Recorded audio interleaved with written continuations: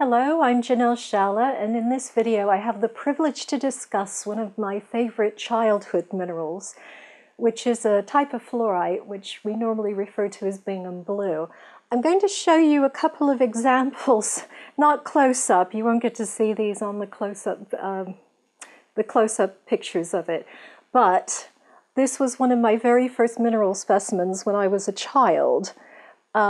You probably can't see it that well, but it's encrusted in little pale blue cubes of fluorite. And I also have another piece here, which is just a partial cube. It's not a full piece, but this is one I've had from childhood as well, and it's one that I still use a lot in my practice. I have a lot of specimens to show you, so I'm going to start with a specimen before I start telling you about the particular type of fluorite. This is a lovely one with large, quite deep blue cubes on it. Now, it's called Bingham blue because it comes from around Bingham, New Mexico in Socorro County. The mining district there is known as Hansenburg. There's a whole slew of little mines all over the place, all mined out, and they were originally lead mines. I was given that large piece I showed you when I was about 8, and it was one of the things that sparked my real interest in crystals. It's the color range and the color zoning with this particular type of fluorite is from pale blue through a deeper blue through to mauve and deep purple or violet. So really exquisite, and a lot of the specimens come with these really well-formed cubes. I haven't done a video yet on fluorite, so I'll talk a little bit about fluorite in general while I show you the next one. Now on this one you can see some of the cubes are blue and some are the mauvey purpley color. It's a really lovely piece, but all of these are. I feel really, it's all exciting looking at these while I'm doing it. I was very excited when I opened the box and saw what I got to show you today. The fluorite in general is a very balancing crystal. It's cubic, and the cubic shape of the crystal tends to make it surprisingly grounding, even though these are all very upper type colors that we're working with, so upper chakra colors. It helps to organize your thoughts and ideas, so if you are somebody that has a tendency to get too many ideas at the same time and you're not thinking clearly, or if you're just about to do an exam and you can't get all the revision in your head, things like that, it's a really good one for to use for that. I also call it psychic Teflon because it's very good at allowing you to feel other people's emotions. You know, it doesn't stop your empathy, but you don't hold on to it. So it's a really good one for practitioners who tend to pick up on their clients.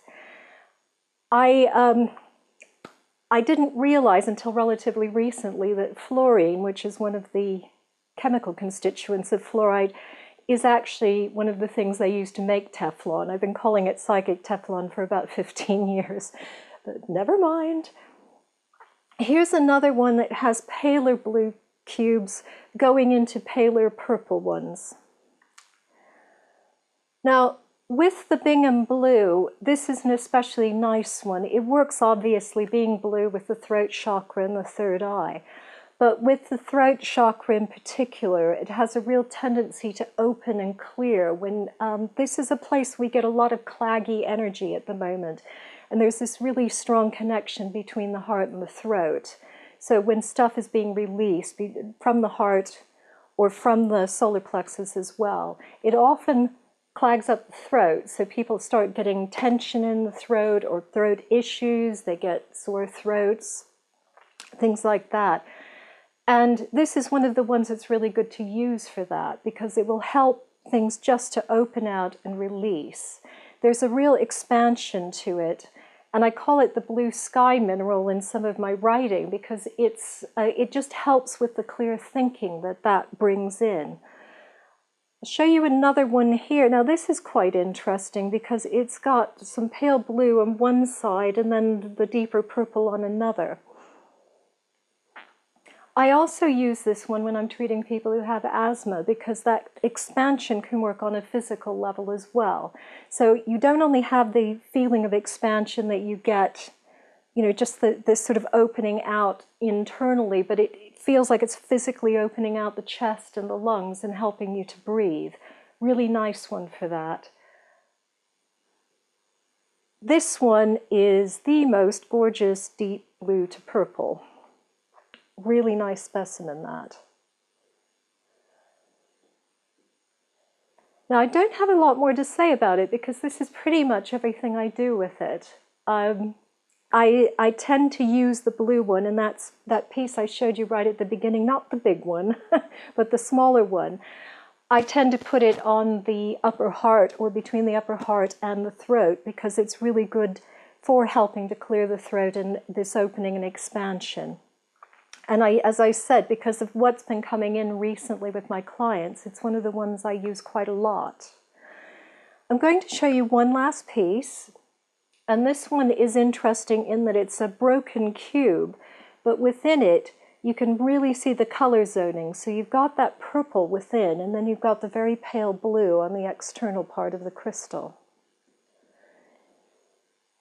I think this is a fabulous crystal to use. It's not one of the ones that people would normally think of as being absolutely essential when you're working as a practitioner, but I think it's something that's very important. So I do recommend it if you can get hold of it, and I recommend it to use as a personal crystal as well.